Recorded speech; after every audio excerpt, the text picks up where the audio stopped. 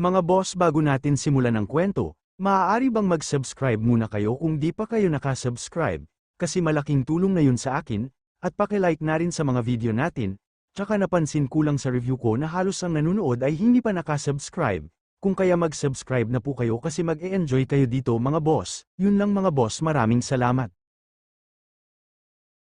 Sa pagsisimula ng ating kwento, makikita ang kalbong ito na may matipunong katawan. Sabi pa niya, family. Mukhang importante sa kanya ang pamilya, at maaaring dito umiikot ang chapter na ito. Abangan natin kung paano niya ipagtatanggol ang kanyang pamilya o kung anong mga pagsubok ang kanilang haharapin. Matapos ipakilala si Xiao Shuai, biglang may nagpahayag na, haharapin niya ang isang laban na buhay at kamatayan. Mukhang mapapasabak sa isang matinding laban si Xiao Shuai. Bumalik tayo sa kalbo. Sabi niya, sa wakas, sumikat ang video ko. Siguro naman kikita na ako sa patalastas, di ba? Ang bida natin, abala sa cellphone habang naglalakad. Sa sobrang pagkakabisi, hindi niya napansin ang isang truck sa kanyang harapan. Matapos muntik masagasaan ng truck, ang bida natin ay nagtatanong, patay na ba ako? Tuldok-tuldok tandang pananong panipi. Nakatayo siya sa harap ng isang babae na nakaupo sa desk. Tumingin ang babae sa bida at sinabi, bakit kailangan mo akong i-click para mamatay kung malapit na akong matapos sa trabaho? Gago, sabi ng babae, dahil nagdulot ng saya ang mga short video mo sa maraming tao, sobra na ang iyong merito. Nagtanong ang bida, talaga, magkakaroon ba ako ng pagkakataon na muling ipanganak at mag-time travel? Sumagot ang babae, hindi pwede. Pindutin mo ang random draw button sa lottery machine. Sinusunod ng bida ang sinabi ng babae at pinindot niya ang random draw button sa lottery machine. Huminto ang umiikot na lottery machine at lumabas ang resulta sa screen, ang numero 1 eksperto sa martial world, Demon Lord Ziwei. Napakasaya ng bida, at nagtanong siya, wow, napakaswerte ko ba dito? Ang babae naman, habang inaayos ang kanyang bag, ay sinabi, pagkatapos mong bumunot, bilasan mong pumasok sa pintuan doon. Nagmamadali akong umuwi mula sa trabaho, huwag kang mag-aksaya ng oras. Nakabukas na ang pintuan, at may nagsasabi, dumating na ang numero 1 eksperto sa martial world. Nakatayo na ngayon ang babae, mukhang nagtataka at naguguluhan. Ipinapakita ulit ang screen na nagsasabing, ang numero 1 eksperto sa martial world. Mukhang kinukuha na ng kamay ang resulta ng lottery. Ang tagapagsilbi ng ina si Awei na basta na lang pinatay ng numero 1 eksperto sa martial world, si Demon Lord Ziwei, sabi nila kailangan daw ay update agad ang system na ito, medyo mahaba ang text at hindi tuluyang makita. Isang madilim at maulang bundok. May kidlat na bumabagsak. Sa ibaba, may maliit na figure ng tao. Nakahiga ang bida sa basang lupa, umuulan. Nakasuot siya ng tradisyonal na kasuotan, at mukhang disoriented. Sa wakas, na-realize na ni Awei na siya ay time traveled. Sa impormasyon sa ibaba, malinaw na siya si Awei, isang tagapagsilbi na mamamatay sa kamay ng Demon Lord Ziwei. Natauhan si Awei at napagtanto na siya ay napunta sa katawan ng numero 1 eksperto sa martial world, si Demon Lord Ziwei. Bagamat nalaman ni Awei na siya na si Demon Lord Ziwei, ang tagpong ito ay nagpapakita ng isang nakakaawang itsura ng Demon Lord. Ang kanyang itsura ay nagmumungkahi na ang katawan ni Ziwei ay maaaring mahina, nasugatan, o kaya'y nasa isang hindi magandang kalagayan. Tinitignan ni Awei, na nasa katawan ni Ziwei, ang isang bagay sa lupa at nagtataka kung ano ito. Nang bigla namang natigilan ang bida, dahil sa may napansin siya sa kanyang paligid. Napagtanto ni Awei na may mga cultivator na papalapit sa kanya. Dumating ang mga cultivator at nagtataka kung bakit hindi nila maramdaman ang aura ni Demon Lord Ziwei. Laking gulat ng mga cultivator nang biglang lumitaw si Awei, na nasa katawan ni Ziwei, at tanungin sila, ako ba ang hinahanap ninyo? Kinumpirma ng mga cultivator na si Awei, na nasa katawan ni Ziwei, nga ang Demon Lord Ziwei dahil sa hawak niyang Demon Sex Order. Nagulat ang mga cultivator at sinabing, anong klaseng Demon Lord yan? Nagawa pa niyang magbago ng anyo. Nagpakawala ng nakakatakot na aura si Awei, na nasa katawan ni Ziwei, na nagpapatunay na siya nga ang Demon Lord. Ipinakita ang isang tumpok ng mga bangkay, na nagpapahiwatig ng madugong nakaraan ni Ziwei. Sinabi ng mga cultivator na siya ay malupit at uhaw sa dugo. Napagtanto ni Awei, nasa katawan ni Ziwei, na siya pala ay may lason ng Thousand Insect Sect. Kaya pala kailangan niyang magpanggap bilang isang ordinaryong tao. Pagkatapos ay ipinakita ang mga espadang ito na tila aatakihin ang ating bida. Sinabi ng mga cultivator na determinado silang kunin ang ulo ni Awei, Ziwei. Ngumisi lamang si Awei sa sinabi ng mga cultivator. Nagulat ang mga cultivator at sinabi ni Awei, kayo lang ba? Tumawa ng malakas si Awei at sinabing, kayo lang ang makakatalo sa akin. Sinabi ni Awei na kahit nalasan na siya pa rin ang pinakamagaling na martial artist sa martial world. Pero sa totoo lang, isa lamang siyang extra na may combat power na 0. Mukhang nagulat ang mga cultivator sa sinabi ni Awei. Dahil sa momentum, gagamitin na ng mga cultivator ang kanilang ultimate move. Ginamit na ng mga cultivator ang kanilang Porma Sayon at tinawag itong Golden Saint Sword. Tinamaan ng Golden Saint Sword si Awei, pero sinabi niya, akala mo ba makakasakit sa akin ang maliit na trick na ito? Gulat na gulat ang mga cultivator sa nakita nila. Ginto. Tanong nila, napagtanto ng mga cultivator ang plano ni Awei. Dahil ang ginto ay may excellent conductivity, gagamitin ni Awei ang kidlat para talunin sila. Tinamaan ng kidlat ang Golden Saint Sword. Sinabi ni Awei na kahit hindi pa niya alam kung paano gamitin ang teknik na ito, susubukan pa rin niya. Sinabi ni Awei na siya na si Xiao Shua. Sinabi ni Awei na kailangan lang niyang umasa sa instincts ng katawan niya. Kitang-kita ang kidlat na tumama sa Golden Saint Sword. Dahil sa naramdaman ng bida, bigla naman siyang nagulat. Hindi makapaniwala si Awei sa mga nangyari. Sa isang iglap, natalo niya ang 3 eksperto. Tanong ni Awei, ito ba ang lakas ng number 1 person sa martial world?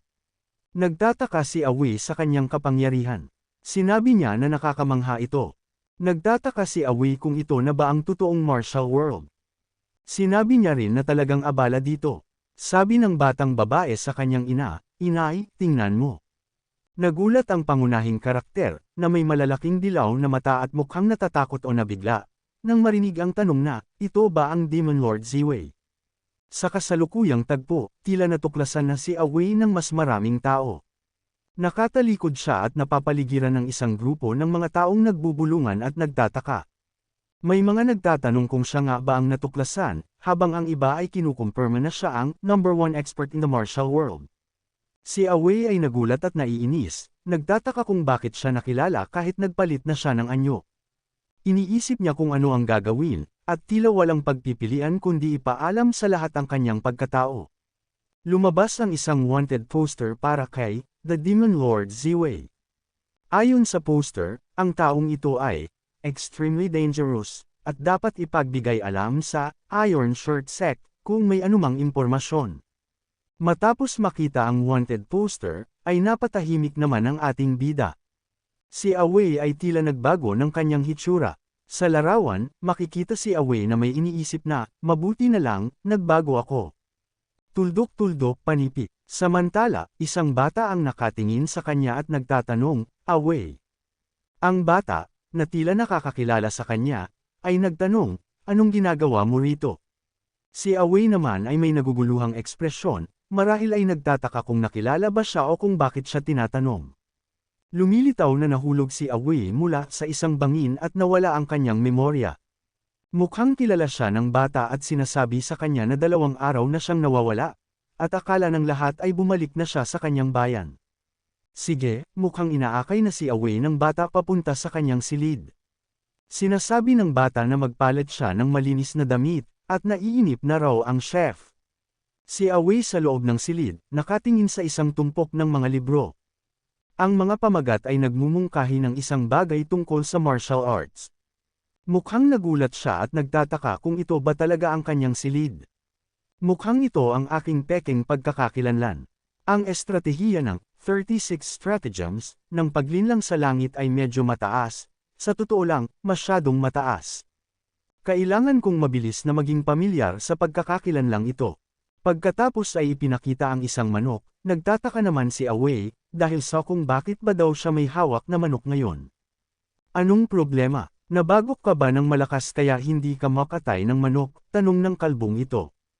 Kumatay ng manok, naiintindihan ko, para itago ang orihinal na uhaw sa dugo na aura sa akin. Magtrabaho ka na, sasabihin ko sa boss na bawasan sweldo mo. Ang sama ng swerte, liban ka na, di ka pa nagtatrabaho ng maayos. Kahit balahibo di mo makuha, lagi ka na lang naglalaro. Kahit inahing baboy kaya mag-martial arts. Tapos sasabihin ng tauhan na, talaga. Kinakausap kita, bingi ka ba? Tapos iniisip ng tauhan na, anong problema sa batang to? Pagkatapos ay hiniwa ni Away, ang ulo ng manok, kung kaya nagulat naman si Kalbo. May gusto ka pa bang ipaliwanag? Tanong ni Away, habang may nakakatakot na ekspresyon. Katapusan na ng pangunahing kwento, huwag magmadaling umalis. Tandang padamdam, may bonus scene pa, tungkol sa simula ng isang hindi pagkakaunawaan. Ilang oras ang nakalipas, may isang malakas na atake. Sabi ng isang grupo ng mga langgam. Darating na ang reinforcements. Ngayon, kailangan nating pigilan si Demon Lord Ziwei. Ngunit makikita namang tumatawa lamang si Demon Lord Ziwei. Hindi maganda, utos ito ng Demon Sect. Magpapasa siya ng utos sa kanyang mga tauhan, pigilan niyo siya. May atake na may kasamang pulang enerhiya, pagkatapos ay ipinakita ang nakakatakot na mukha ng Demon Lord Ziwei. Malawak na tanawin ng kabundukan at kapatagan. Isang tao ang nakaupo malapit sa isang bato o marka. Isang lapida na may nakasulat na Dab'en's Grave. Isang kamay ang nakahawak sa lapida, kahit ang kanyang mga buto ay nilinis ng panauhin. Isang lalaki na may ekspresyon ng kalungkutan, pangako mo sa akin, huwag kang maging manok sa susunod mong buhay. Isang lalaki sa isang burol na mayroong pulang landas na nagtuturo ng direksyon. Wika niya, matapos magpahangin, nararapat na akong magbalik sa aking gawain. Isang figure ang ipinapakita sa isang dinamikong galaw, tila naglulunsad ng isang malakas na atake. Isang figure ang makikitang bumabagsak mula sa isang bangin, habang may matinding sinag ng pulang enerhiya at mga kulay rosas na guhit na lumilitaw sa kalangitan. Isang madilim na silhouette ng figure ang makikita na bumubulusok, tila tinatamaan ng isang matinding sinag ng kulay rosas na enerhiya. Isang malapitang pagkuha ng isang tao na may ekspresyon ng paghihirap o sakit. Ang kanyang mukha ay balisa at tila siya ay sumisigaw. Isang figure na nakasuot ng madilim na kasuotan ang makikitang bumabagsak mula sa itaas, kasama ang ilang bato, sa harap ng isang malaking bangin at luntiang tanawin. Wika niya, hindi naman siguro kailangang magmadali ng ganito, hindi po ba? Ito ang paraan kung paano umalis ang orihinal na may-ari. Tuldok-tuldok, matagumpay niyang hinarang ang mensahe ng Demon Sect gamit ang kanyang buhay. Tapos balik tayo kay Away, habang siya ay nakangiting nakatingin sa kalbo. Isang lalaki na may benda sa ulo at galit na ekspresyon ang nakaturo sa isang tao. Wika niya, ikaw, ano bang problema sa batang ito? Hindi ba't nagpapakita siya ng pagkamahiyain ilang araw pa lamang ang nakalipas? Isang malapitang kuha ng mukha ng isang tao na may bahid ng dugo sa bibig. Wika niya, matagal na ako sa underworld, at ang batang ito ay naglakas loob na kumilos sa harap ko. At, kilala mo ba ako? Isang lalaki na may galit na ekspresyon at nakaturo ang daliri. Wika niya, huwag kang makipaglaro sa akin dito. Maniwala ka, kaya kitang gawing putahe. Isang lalaki na may seryosong mukha ang nakatingin sa isang galit na kusinero. Ang kanyang iniisip ay, ang kusinirong ito ay maaaring hindi ang pinakamatalino, ngunit mayroon siyang lakas. Dagdag pa niya, bilang bagong dating sa bayan, kailangan kong kumuha ng mga tauhan. At sa huli, kailangan ko siyang gamitin bilang tagapagpatupad, kahit labag sa loob ko. Isang paa na tumatapak sa sahig at isang kamay na humahawak ng patalim. Isang isda na lumilipad patungo sa mukha ng isang lalaki, at sa likod, isang galit na kusinero. Wika ng lalaki, anong klaseng tingin yan ang binibigay mo sa akin? Isang misteryosong lalaki na may itim na mukha at nagliliwanag na mga mata ang humahawak ng isang malaking kutsilyo. Wika niya, hayaan mo akong subukan. Kung talagang karapat-dapat ka. Sa itaas, mayroong isang manok na pinugutan ng ulo. Sa loob ng isang kusina, isang kusinero na may benda sa ulo ang humahawak ng isda at sumisigaw sa isang lalaki na nakatayo sa malayo. Wika niya, ano ang ginagawa mo? Isang paa na nakabalot ng benda ang dumudulot sa sahig na may patak ng dugo. Isang kusinero na nadulas at bumagsak, habang may lumilipad na isda sa itaas niya. Isang malapitang kuha ng mukha ng kusinero na sumisigaw sa sakit. Isang lalaki na may nakakatakot na ngiti at pulang mata ang nakatayo malapit sa isang kusinero. Isang malapitang kuha ng mukha ng isang lalaki na may pulang mata at nakakatakot na ngiti. Wika niya, alam mo ba ang paborito kong putahe? Mga hakbang sa pagluluto. Una, ihanda ang mga sangkap. Pagkatapos, balutan ang mga ito ng patong ng harina. Sa huli, lagyan ng mga pampalasa, kuskusin, at ibabad. Isang kusinero sa isang modernong kusina ang nagprito ng mga sangkap sa mantikilya. Pagkatapos ibabad, iprito ng dahan-dahan sa mantikilya. Isang kusinero na nagtatanghal ng isang putahe ng may pagmamalaki. Sa wakas, lumikha ng isang magandang presentasyon. Nanginginig sa takot at gulat ang isang tao, habang isang matalim na kutsilyo ang nakatutok sa kanya. Sa gitna ng lahat, isang nakakabiglang revelasyon ang bumulwak, ang sangkap dito ay baboy pala. Sa gitna ng nakakakilabot na tensyon, isang nakakatakot na ngiti ang lumitaw. Gusto mo bang tikman? Tanong niya, habang ang kalbo ay napuno ng labis na takot. Sa isang sulyap na puno ng pagkadismaya, maririnig ang tunog na test mula sa kanya. Hindi pa nga ako nagsisimula, pero halos mamilipit ka na sa takot, wika ng isang karakter. Sa ibaba, isang kalbo ang umiiyak at nagsasabing, lahat na lang ay muscle. Hindi ako masarap. Samantala, may isa pang nagpapahayag, hindi ito nakakatuwa. Sa mukha na puno ng pagtataka at may bahid ng pagkalito, maririnig ang kanyang tanong, ha? Punong-puno ng mga tanong ang kanyang isipan. May mga taong nakasilip sa pinton, tila nagtataka. Mula kay Away, maririnig ang tanong, anong problema? May nangyari ba? Sa loob ng silid, nagmamadaling naglinis ang mga tauhan. Ako na ang maglilinis ng mga lamesa. Wika ng isa. Ako naman ang maglilinis ng sahig, dagdag pa ng isa. Tila walang problema sa kanila. Sa kanyang paghinga ng malalim, nagtanong siya, puno ba ng mga walang silbi ang lugar na ito? Dagdag pa niya, kung hindi ako nagtatanong ng sobra, maaari ba akong makakuha ng isang taong masunurin para naman may pagbabago? Sa isang eksena, may isang taong humihila sa damit ni Away. Hawak ni Away ang isang malaking kutsilyo at nagtataka kung ano ang nangyayari. Isang cute na chibi na bata ang sumisilip mula sa likod ng isang asul na tela, na may nagniningning na mata at tila nagtataka o nag-aabang. Ang kanyang maliit na kamay ay nakahawak sa tela, at nakasuot siya ng brown na sombrero at damit na parang robe.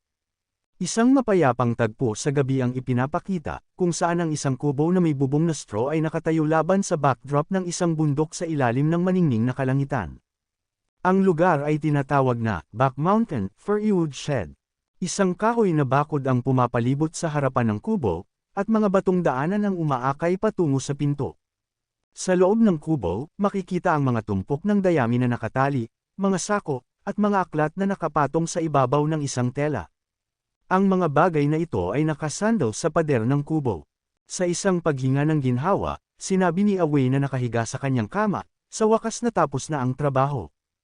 Ang kanyang mga kamay ay nakataas sa tuwa, at ang kanyang mukha ay nagpapakita ng kasiyahan. Sa pagod na boses, isinigaw niya, pagod na ako. Ang kanyang mga mata ay puno ng luha dahil sa pagsasanay sa martial arts at pag-iimbestiga sa kasalukuyang estado ng Dark Sect. Sa kabila ng pagod, sinabi ni Away, kahit mahirap, ang buhay ng isang master ay hindi kailanman simple. Dagdag pa niya, bukod pa rito, nakahanap ako ng isang promising talent ngayon. Ang talentong kanyang natagpuan ay ang cute na chibi na bata na humihila sa kanyang damit. Sabi niya, bukod pa rito, nakahanap ako ng isang promising talent ngayon, definitely not because he's cute. Dagdag pa niya, pagdating sa martial arts, kailangan mong magsimula sa murang edad. Iniisip ni Away, pagdating sa martial arts, kailangan mong magsimula sa murang edad. Ang pagtuturo sa kanila mula pagkabata ang tanging paraan para masigurong maaasahan sila. Ang chibi Away ay nakaupo sa isang plataporma, nakasuot ng kanyang asul na robe, at nakatingin sa malayo. Makikita sa kanyang likuran ang pader ng kubo. Nakita si Away na nakatayo sa pintuan, at sinabi niya, kukuha muna tayo ng late night snack, pagkatapos ay pupunta tayo para makipag-usap sa batang iyon. Sa isang malawak na tanawin, makikita ang bubong ng isang gusali, mga bundok, at isang maningning na kalangitan sa gabi. Isang ibon ang lumilipad sa kalangitan. Nakita ang isang chibi na bata na nahuhulog mula sa kalangitan, at sumigaw siya ng, "Ah!" Ang batang chibi ay nakaupo sa sahig sa tabi ng pader ng isang gusali. Sabi ng misteryosong lalaki, na wala ang kanyang memorya. Si Chen Wuzhen ay nakatayo sa isang blue background. Nakasuot siya ng brown at gold na robe. Sabi niya, "Sa tingin ko, nabugbog ang kanyang utak." Ang batang chibi ay sinuntok sa mukha. Tanong ng misteryosong lalaki, "Hindi ba't malapit ka sa lalaking iyon?" Si Chen Wuzhen, ang lalaking may blonde na buhok, ay nakaluhod at nakaharap sa batang chibi. Sabi niya, "Isang ulila at isang kalunan, ang ganda ninyong dalawa." Patuloy niyang sinabi, "Naglakas loob ka pang galitin ng chef na kaibigan ni Zhao. Hintayin mo si Zhao pagbalik niya, tingnan natin kung anong kapalaran ang naghihintay sa iyo." Isang close-up na kuha ng mukha ni Chen Wuzhen na may iniisip. Sabi niya, sa ikalawang pag-iisip, si Chen Wuzhen ay nakatayo sa likod ng batang chibi. Mayroon siyang nakakatakot na ngiti sa kanyang mukha. Sabi niya, bakit hindi gamitin ang pagkakataong ito para tulungan ang chef na iyon? Isang close-up na kuha ng mukha ni Chen Wuzhen na tumatawa. Sabi niya, "Isa akong henyo, hindi ba?" Hehe, si Chen Wuzhen ay nakatayo sa tabi ng batang chibi sa tabi ng pader. Sabi niya, "Hanapan mo ako ng paraan para palabasan ang kalunan na iyon dito." Si Chen Wuzhen ay nakatingin sa gilid na may gulat o nag-aalalang ekspresyon. Ang mata ng batang chibi ay nakikita, na may malalaking mata. Sa itaas, ang batang chibi ay nagulat at nakatayo sa tabi ng isang tao na nakasuot ng maskara. Sa ibaba, si Chen Wuzhen ay nagulat. Si Awei, na nakasuot ng asul na damit at may tinapay na nakatikip sa kanyang ilong at bibig, ay tumatakbo sa pamamagitan ng mga ulap. May isang tao na nagsasabi, "Enough talking, enough listening." Sa ibaba, may nagsasabi, "Next in the plot," isang batang lalaki na may malalaking mata at naka-headphone. Isang lalaki na nakangisi at may sinasabing, "Papasok na ang bida." May isang lalaki na bagong dating, nakatayo sa may pintuan, at tila handa na sa isang laban. Ang kanyang kasuotan ay kamakaway sa hangin, sa harap niya, may isa pang lalaki na may blonde na buhok, nakatingin sa kanya na parang nagulat o handa ring lumaban. Isang lalaki na may blonde na buhok, nakangisi at sinasabi, "Naglakas loob kang pumunta sa akin ng mag-isa." Isang lalaki na may nakakatakot na ngiti, at sinasabing, "Napakagandang pagkakataon. Ipapakita ko sa aking disipulo kung ano ang kaya ko." Isang lalaki na may kakaibang ngiti ang sinasabi, "Napakagandang pagkakataon. Bubugbugin ko siya at magpabango kay Zhao's shopkeeper." Isang master na nakangiti at nag-iisip, "Kapag naasikaso ko na ang lalaking ito, mas hahangaan ako ng batang iyon." Samantala, ang kanyang disipulo ay maligayang nag-iisip, "Ang guro ay napakagwapo." Isang lalaki na may masamang ngiti, iniisip ang ganitong klaseng swerte, at sinasabing, "Hinding-hindi ko ito palalagpasin." Isang lalaki na may blonde na buhok ang nagsasabi, "Payo ko sa iyo, maging matino ka. Kung luluhod ka at mag-so sorry, at pagkatapos ay nag-iisip, baka pag-isipan ko pa." Isang lalaki na may blonde na buhok ang nakatingin, habang ang lalaking nakaasol ay sinasabi sa bata, "Umalis ka muna, at hintayin mo ako ng masunurin." Isang lalaki na may blonde na buhok, galit na galit, at sinasabing, "Paano mo ako nagawang maliitin matapos mong mawala ang iyong alaala?" Isang lalaki na nakangisi at sinasabing, "Tigilan mo na ang pagpapanggap na iba ka." Isang lalaki na may blonde na buhok ang sumusugod at sinasabing, "Basura ay basura lang." Ngunit walang kahirap-hirap lang naman na iniwasan, ni Awei, ang ginawang pagsuntok ng hangal.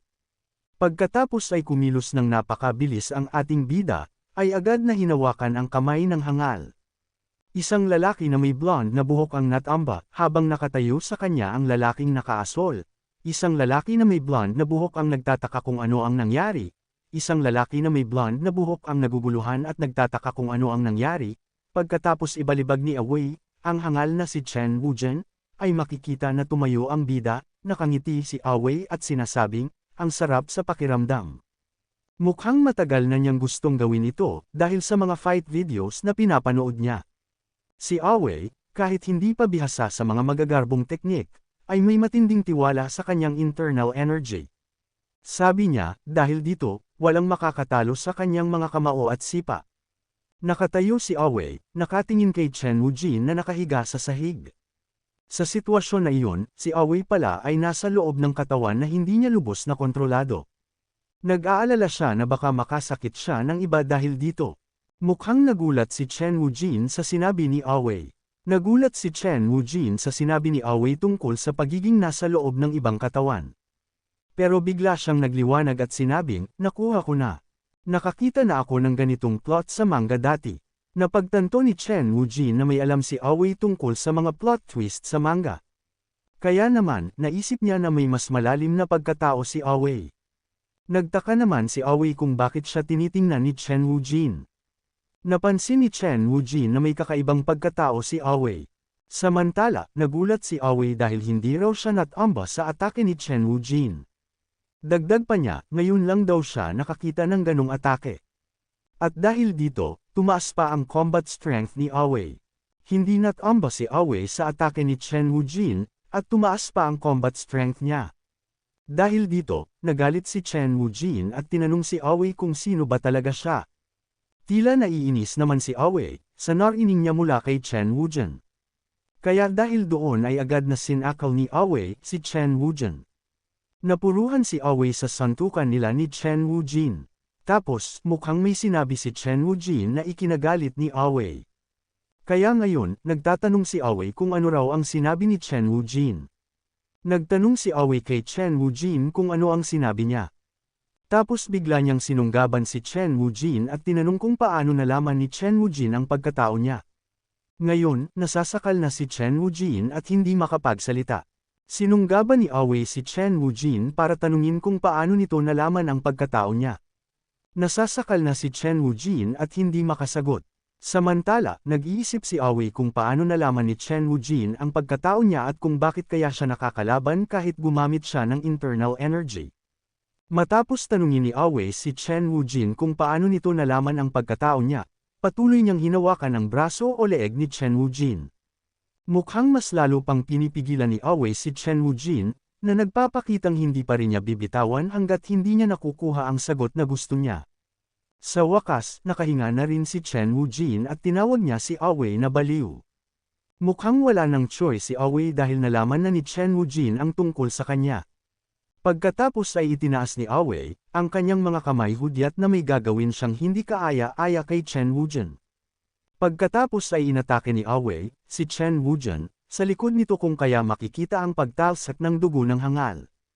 Parang napasok ako sa isang soap opera, ito ang biglang nasabi ng isang karakter. May isang karakter na nakahiga sa sahig, tila walang malay o lubhang nasaktan, at may usok na lumalabas mula sa kanya. Mayroon ding likido sa kanyang bibig, sa ibaba, may isang boses na nagtatanong, handa ka na ba? Sabi ng isang karakter, ang atake na tumama sa kanya ay tinatawag na endless bone melting palm.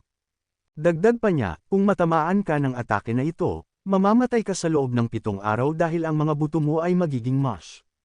Isang karakter ang nagpapakita ng pagkagulat at pagkabigla. Isang misteryosong karakter ang nagtanong, pero, binata, handa ka na bang mamatay ng ganito? Dagdag pa niya, sabi ng isang dakilang tao, ang magising ay nangangahulugang harapin ang kamatayan at pagkatapos ay yakapin ang isang bagong liwanag at kinabukasan. Ang misteryosong karakter ay nagsabi, maaari kitang alukan ng isa pang pagpipilian. Pagkatapos ay lumipat ang panel sa isang magandang kabundukan, kumikinang ang mga halaman. Sa isang luntiang kagubatan, ngunit sa halip na kapayapaan, isang karakter na nakasuot ng pulang balabal ang mabilis na tumatakbo sa mga sanga ng puno. Sa isang berdeng gubat, may isang taong nakasuot ng pulang balabal na mabilis na tumatakbo sa mga sanga ng puno. Humihinga siya ng malalim, tila pagod o tumatakas mula sa panganib. Sa isang berdeng gubat, nakita natin si Xia Yiyui, isang constableng nakasuot ng pulang damit. Nakasandal siya sa puno at sinisisi ang kanyang ama sa pagbibigay sa kanya ng mga nakakainip na gawain. Nakita natin si Xia Yiyui, isang constableng nakasuot ng pulang damit. Naiinip siya dahil pinagsabihan siya ng kanyang ama na huwag masyadong gumala dahil may mga takas na miyembro ng isang kulto sa malapit. Si Xia Yiyui, na ngayon ay mukhang masigla at determinado, ay may hawak na balumbon na naglalaman ng larawan ng takas. Plano niyang hulihin ang mga miyembro ng kulto para patunayan sa kanyang ama na hindi siya dapat maliitin. Tinitingnan ni Xia Yiyui ang balumbon at nagtataka kung gaano kalakas ang mga takas na miyembro ng kulto para katakutan sila ng kanyang ama.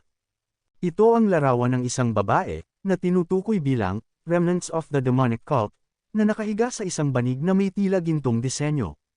Si Xia Yiyui ay ipinapakita sa isang chibi style, na may malalaking asul na mata at gulat na ekspresyon.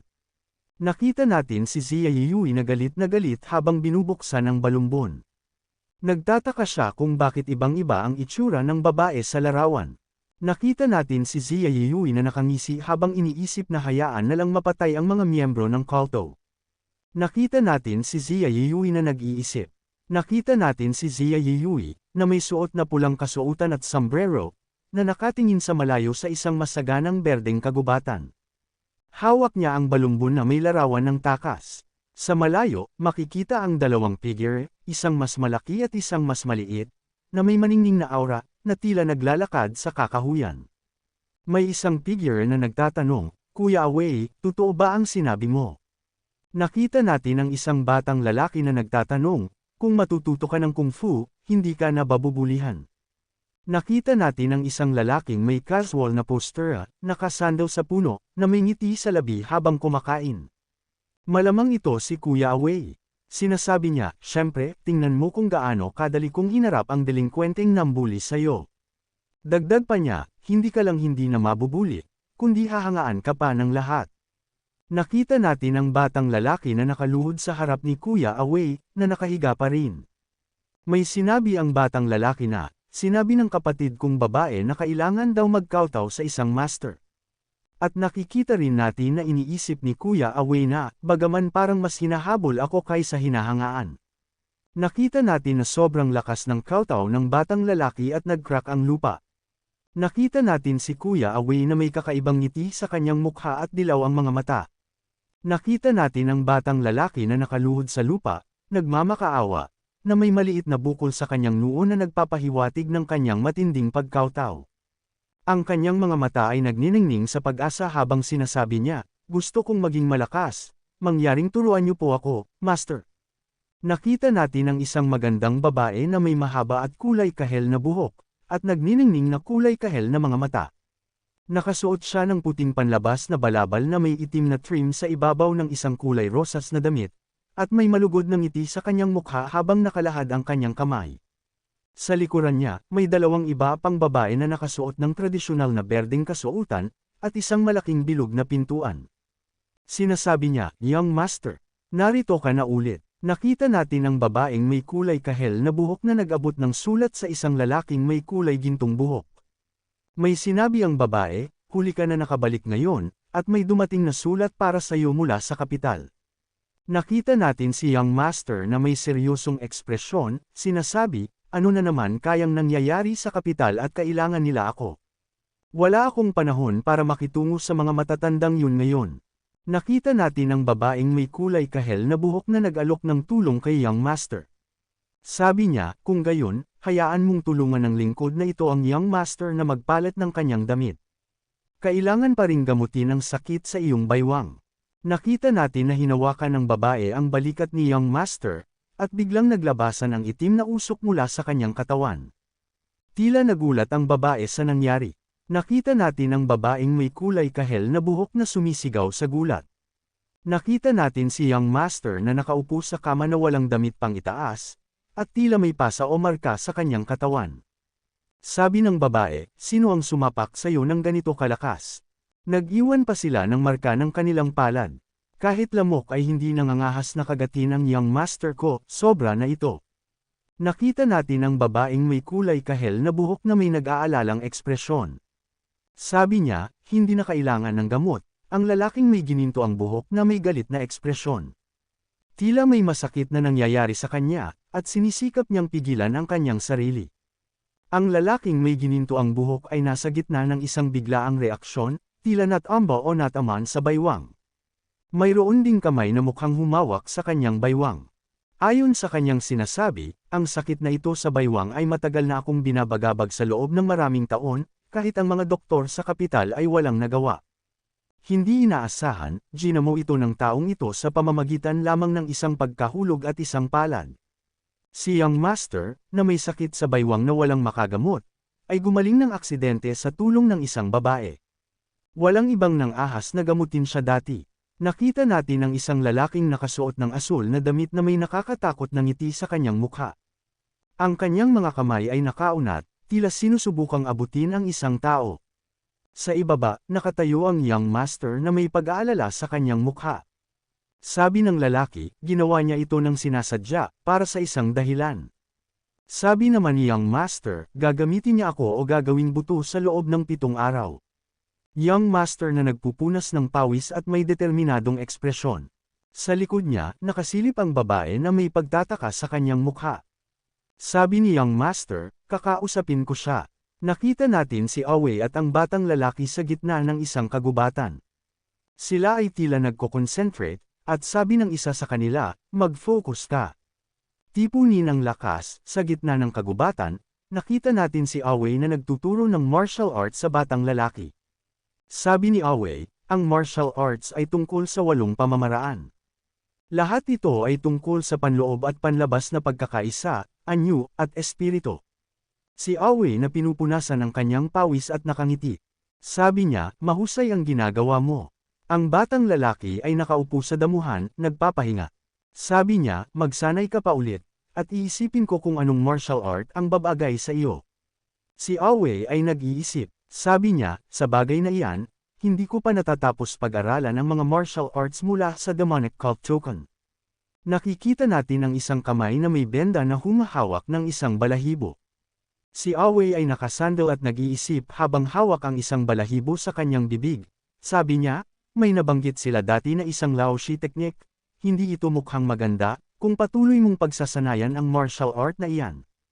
3 lalaki ang galit na galit at nakaturo kay Awei, sabi nila, malupit at mapang-api, nananakit sa karaniwang tao. Si Awei, naguguluhan, ay nagtanong sa sarili, bakit gustong-gusto ng mga kontrabida na ipahayag ang kanilang masasamang gawain sa mundo? Hindi ba nila kayang magpanggap na mabait sa labas at lihim na magdulot ng gulo? Ginagawa niyang nakakahiya ang kasalukuyan kong sitwasyon. Sa ibaba, may nakasulat, itago ang iyong pagkakakilanlan, magsanay ng natatanging martial art na bunyag ang pagkakakilanlan. Si Awei ay nag-iisip habang pinagmamasdan ng batang lalaki na nagpa-practice ng martial arts. Sabi ni Awei sa kanyang sarili, huwag na lang, magsimula tayo sa isang basic martial art para sa batang ito. Nakita natin ang batang lalaki na may malalaking mata at nakasuot ng sombrero, tila nagulat, sabi niya, hoy, guwapo. Si Awei, na may hawak na libro at nakangiti, ay nagsabi, halika. Tuturuan ka ni Master ng Kung Fu. Ang batang lalaki, na may hawak na libro, ay nagulat at nagtanong, ako ba ang tinatawag mong guwapo? Saan mo nakuha ito? Si Awei ay nakangiti at nagsabi, sa mundo ng martial arts, hindi tayo gumagamit ng totoong pangalan. Maiintindihan mo rin yan. Dagdag pa niya, huwag mo nang alalahanin kung saan ako nanggaling. Ang babae na nakaupo sa sanga ng puno ay nagtataka at nagsabi, akala ko hinala sila, pero hindi ko akalain na 2 tanga pala sila. Dagdag pa niya, bakit sila nagho-horse stand sa gitna ng gabi? Ang babae ay nag-iisip at sinabi, sa kanilang kasalukuyang itsura, malamang hindi sila maituturing na mga baguhan sa martial arts. Dagdag pa niya, sige, bantayan na lang natin sila. Si Awei ay nakaupo sa lupa habang may hawak na tela, at ang batang lalaki ay nagbabasa ng libro, sabi ni Awei, para hindi sila makagat ng mga lobo. Si Awei ay nag-iisip, iniisip ko kung gaano na sila kalayo sa Laoshi technique na iyon at kung paano sila magpapatuloy sa paglinang, may sumigaw, Master. Ang batang lalaki ay nakangiti at nagsabi, tapos na akong manood. Si Awei ay nagulat at nagtanong, ang bilis.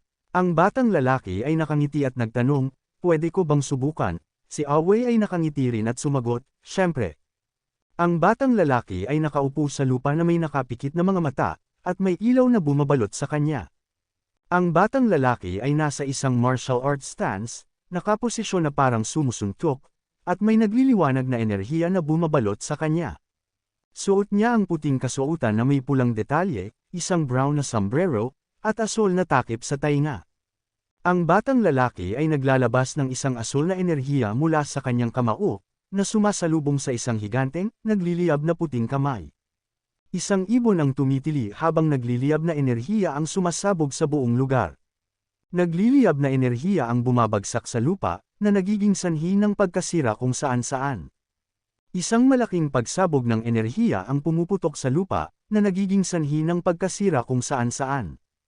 Matapos ang laban, may usok na nagmumula sa bahay ng bida, ngunit ang HP nito ay nananatiling 100. Ang HP ng bahay ng bida ay bumaba sa minus 99,999.